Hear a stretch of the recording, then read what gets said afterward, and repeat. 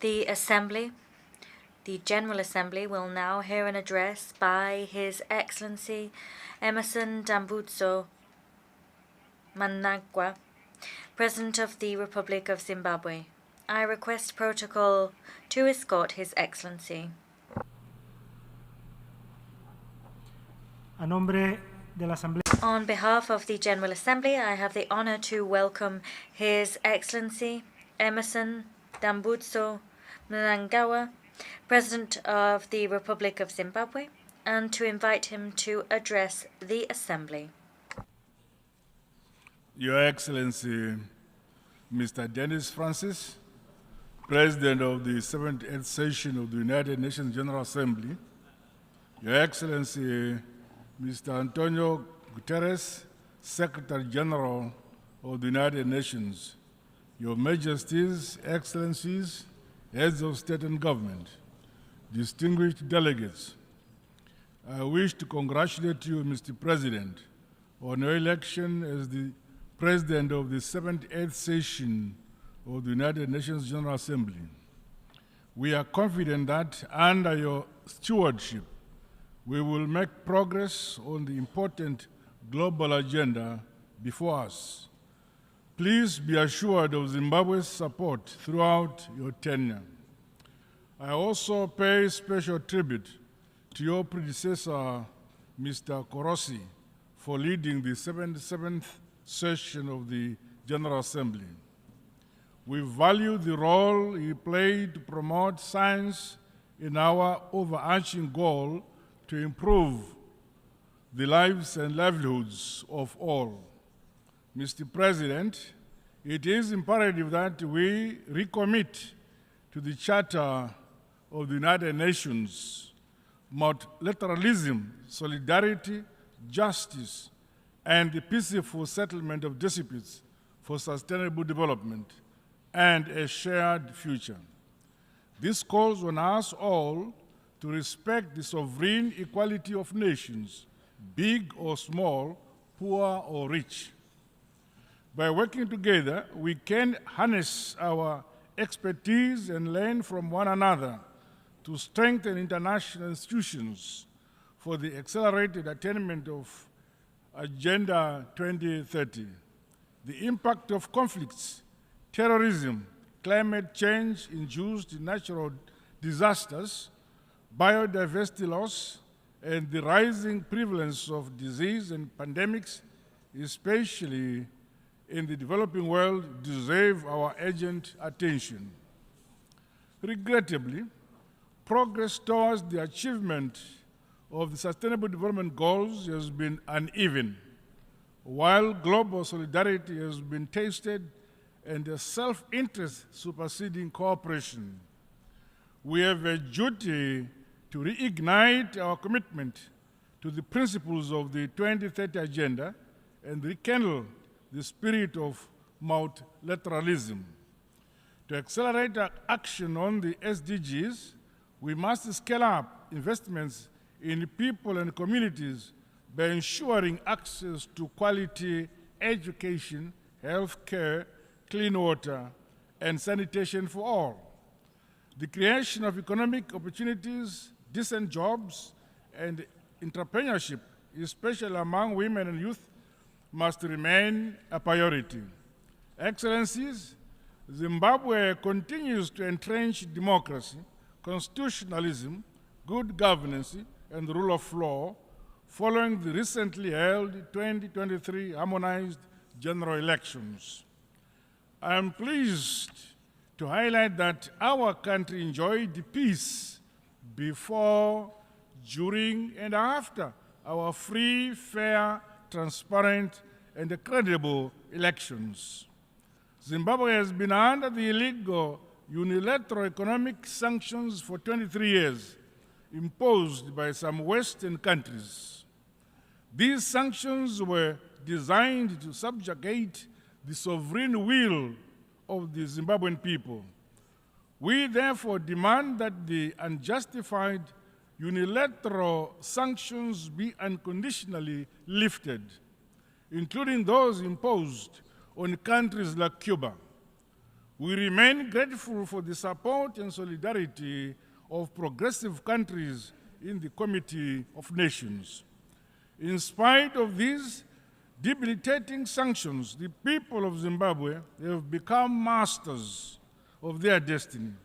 This is anchored on a philosophy that, as a people, we have the duty and responsibility of developing our country using our own domestic resources. Partners and investors are welcome, but guided by our own vision and national priority areas. We are recording unprecedented development and economic success milestones. For the last 3 years, our country has been the fastest growing economy in our Southern Africa region. Further, Zimbabwe is prioritizing the eradication of poverty and improving the quality of life of our people, particularly those in rural areas. The empowerment and the capacitation of communal and small-scale farmers has seen us realize food and nutrition security at both household and national level. With effect from this year, our country will become a net exporter of wheat.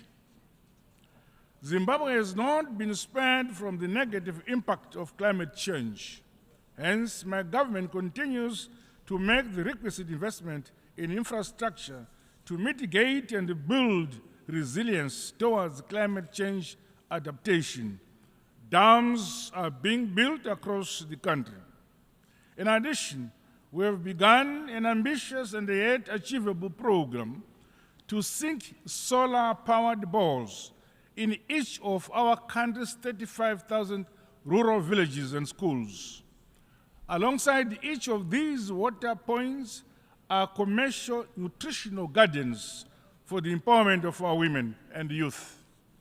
Through the use of our own resources, we have constructed an unprecedented number of schools, clinics, and provided other social amenities throughout our communities. Mr. President, today's realities across all regions bring to the fore the importance of global solidarity. No nation, no matter how powerful, can stand alone to realize sustainable and inclusive development. The high-level meetings on universal health coverage, tuberculosis and pandemic prevention, preparedness and response are welcome opportunities to reflect on the importance of maintaining essential services during pandemics and health emergencies. The realization of affordable and quality health delivery, as outlined under SDG 3, is a key deliverable for my administration. Science, technology, and innovation are essential ingredients to leapfrog the modernization and industrialization of developing countries.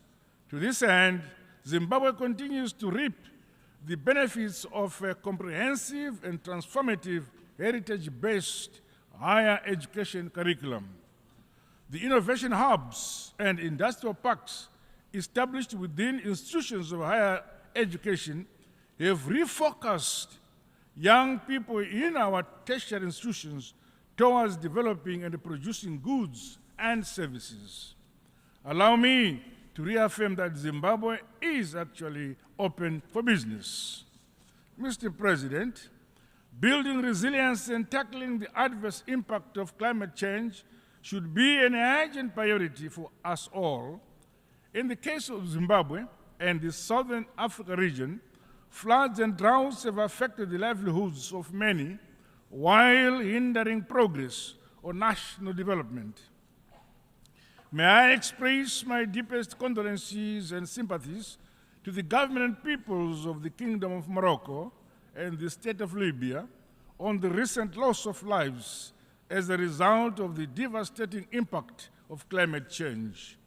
There is need for concrete climate action as opposed to mere promises, so that we strengthen our adaptation, resilience, and mitigation mechanisms. We must transition to a low carbon and resilient global economy by increasing investments in renewable energy, sustainable agriculture, and green infrastructure.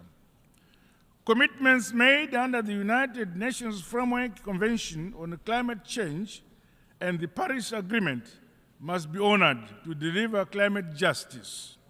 It is our hope that progress will be made to operationalize the loss and damage fund. Zimbabwe is implementing a climate change policy and response strategy, while disaster management and the early warning systems continue to be strengthened. Mr. President, the need to reform global financial institutions is of essence to unlock funding for developing countries. The current exclusionary architecture, dominated by a few states, is failing to deliver the requisite resources for countries to finance their developmental priorities and other pressing health and environmental challenges. The shortcomings in the last round of SDR allocations should be addressed. Zimbabwe supports the stimulus package proposed by the United Nations Secretary General. We further call for the long-term concessional loans, increased access to unused special drawing rights, as well as the use of modalities such as debt cancellation and restructuring as a stimulus for developing countries to grow their economies and build greater resilience. We strongly condemn tendencies by some powerful countries who preach peace, human rights, and democracy, and yet clandestinely fund conflicts and the unconstitutional change of governments for their own narrow interests.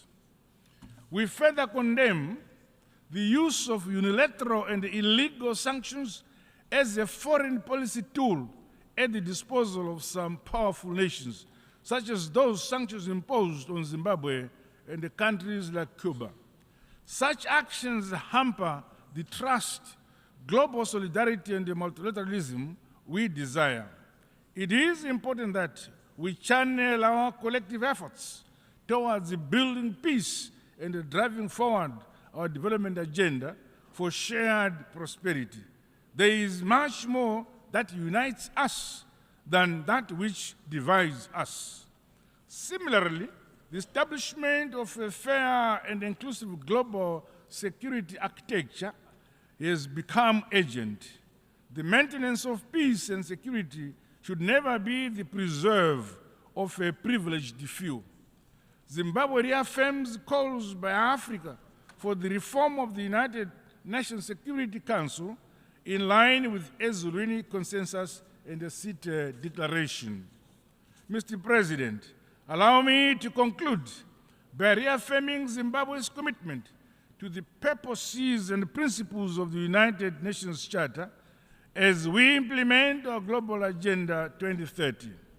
Collectively, let us restore human dignity, peace, security, and stability, while safeguarding our planet for the shared prosperity of present and future generations. Together, in unity and harmony, we are stronger. I thank you for listening.